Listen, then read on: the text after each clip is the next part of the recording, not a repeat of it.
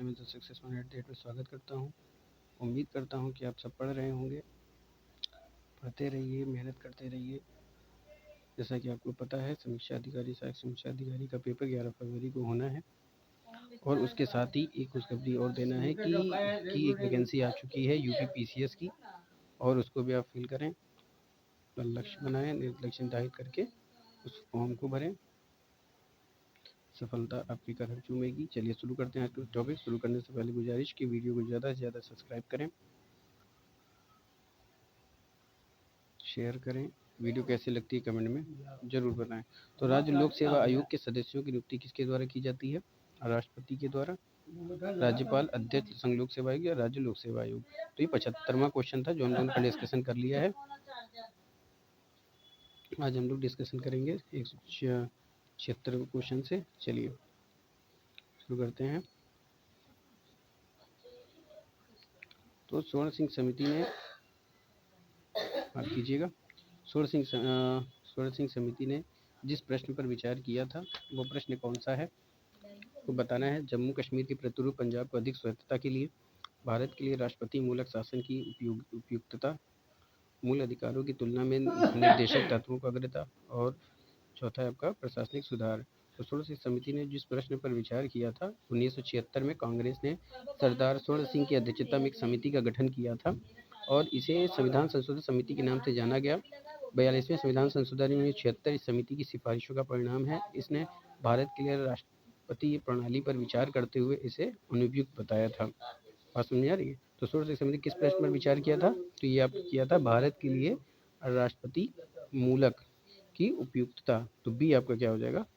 Correct हो जाएगा। आगे चलते हैं। सरकारी आयोग किससे संबंधित है? शिक्षा से, नदी जल विवादों से, शेयर घोटाले से, केंद्र राज्य संबंधों से। तो जो सरकारी आयोग संबंधित होती है वो केंद्र राज्यों के संबंधों से संबंधित होती है। तो डी आपका क्या हो जाएगा? करेक्ट आंसर हो जाएगा। आगे चलते हैं।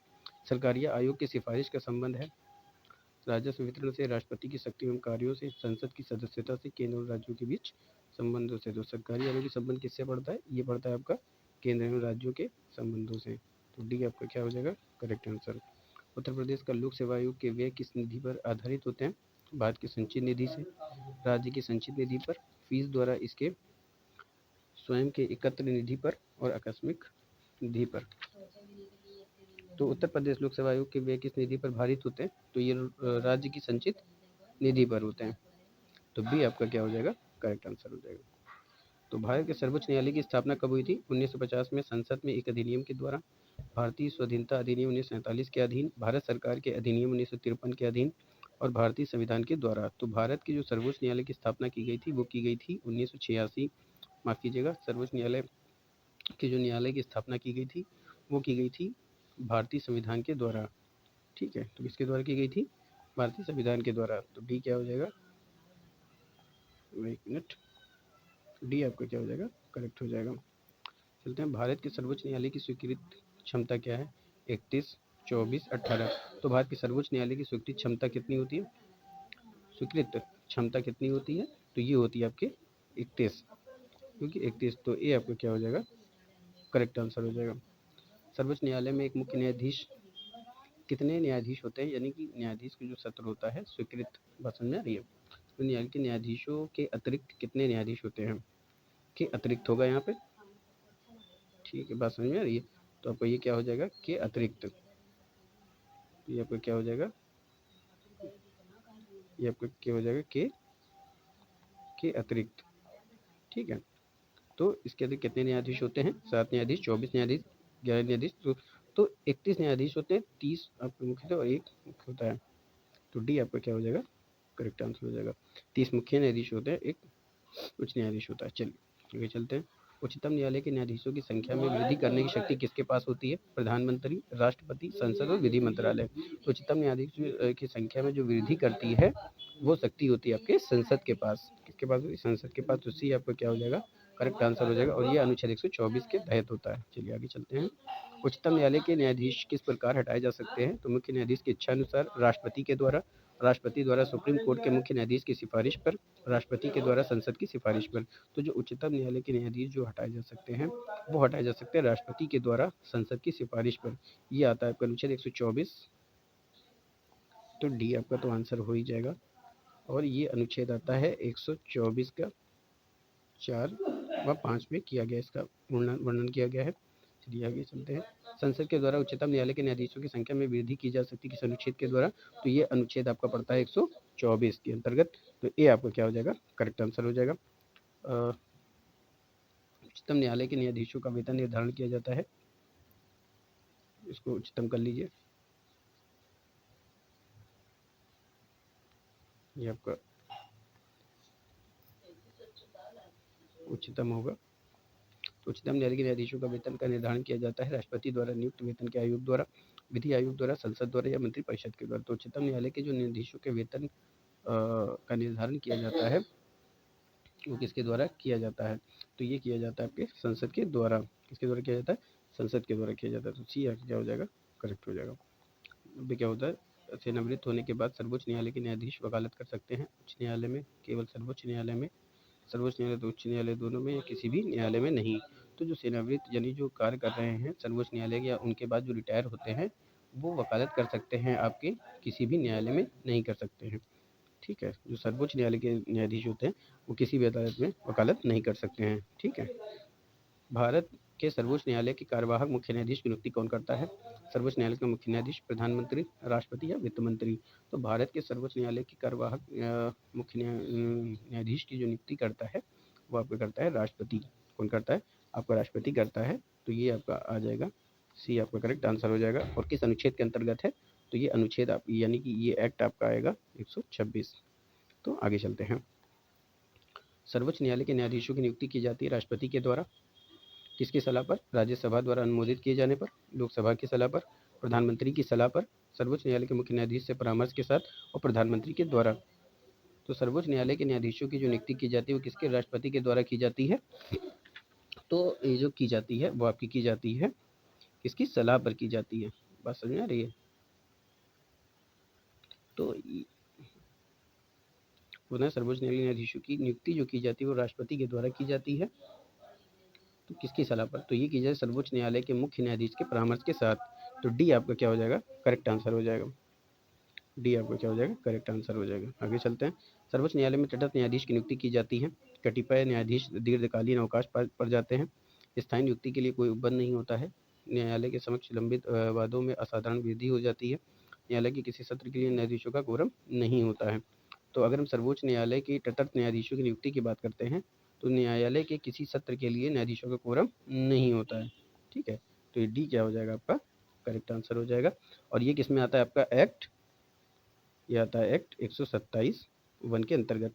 चलिए आगे चलते हैं। संविधान में किस न्यायालय में तटस्थ न्यायाधीश की नियुक्ति का प्रावधान है? आपका सर्वोच्च न्यायालय, उच्च न्यायालय, जिला एवं सत्र न्यायालय या उपयुक्त में सभी?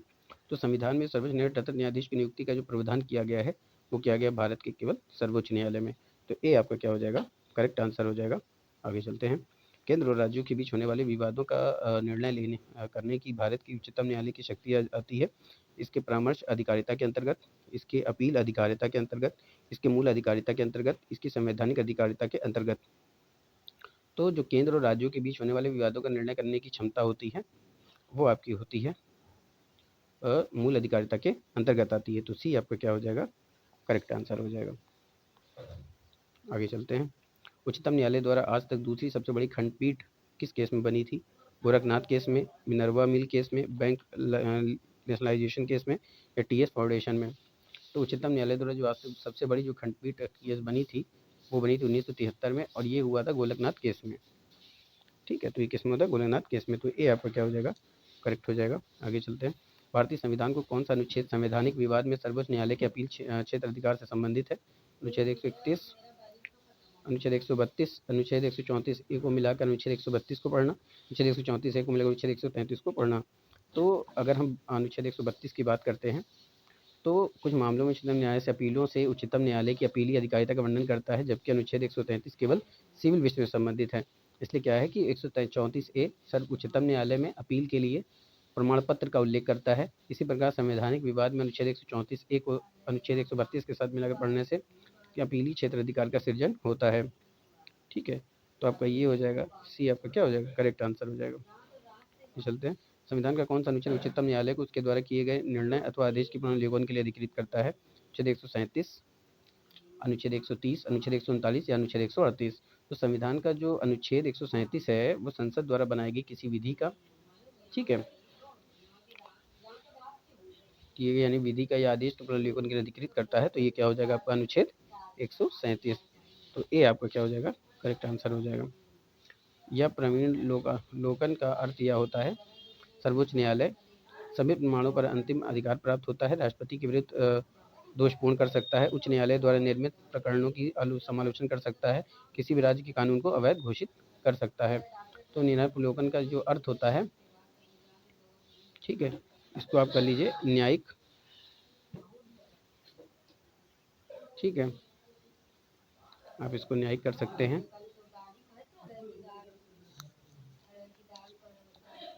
न्यायिक पुनर्विलोकन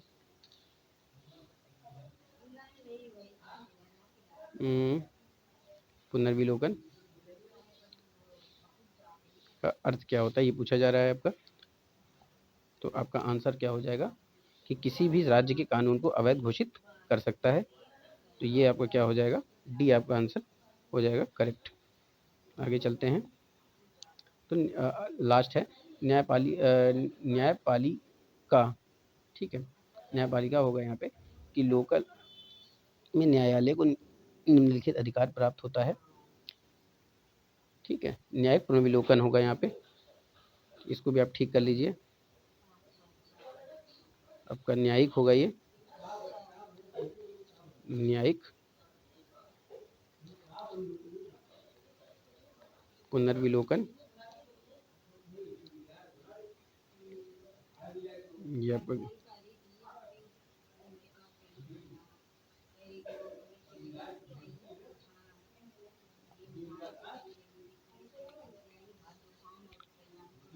चलिए आगे चलते हैं। तो न्यायिक पुनर्विलोकन में न्यायालय को निम्नलिखित अधिकार है, यदि कोई कानून यदि संविधान के विपरीत हो तो उसे असंवैधानिक घोषित करना, निचले न्यायालय के आदेशों को पुनर्विलोकन करना, निचले न्यायालय के निर्णय के विरुद्ध अपील करना, कानून का दृष्टिकोण से प्रक्षेपण की उनकी बनाने में निर्धारित प्रक्रिया का अनुपालन करना। तो न्यायिक पुनर्विलोकन में न्यायालय का जो क्षेत्र अधिकार दिया गया है, यदि कोई कानून या आदेश संविधान के विपरीत हो तो उसे असंवैधानिक घोषित कर सकता है। तो ये आपका क्या हो जाएगा, करेक्ट आंसर हो जाएगा। तो ये था आज का शानदार प्रश्नों के साथ आज का सेशन यहीं पे समाप्त करते हैं। उम्मीद करता हूँ कि पसंद आया होगा। आप हमको उसमें आप हमको कमेंट में ज़रूर बताएं कि आपको वीडियो कैसी लगती है। वीडियो को ज़्यादा से ज़्यादा शेयर करें ताकि ये फ्री ऑफ कॉस्ट है, हो सकता है ऐसे लोगों तक पहुँच जाए जिसकी इनको बहुत ज़्यादा ज़रूरत है। और जो मेरे चैनल पर नए विजिटर उनसे गुजारिश है कि इस वीडियो को ज़्यादा सब्सक्राइब करें, बेल आइकन ऑन करें ताकि उनको नोटिफिकेशन मिलती रहे। फिर मिलेंगे आगे के प्रश्न के साथ, तब तक के लिए जय Hind, wish you all the best.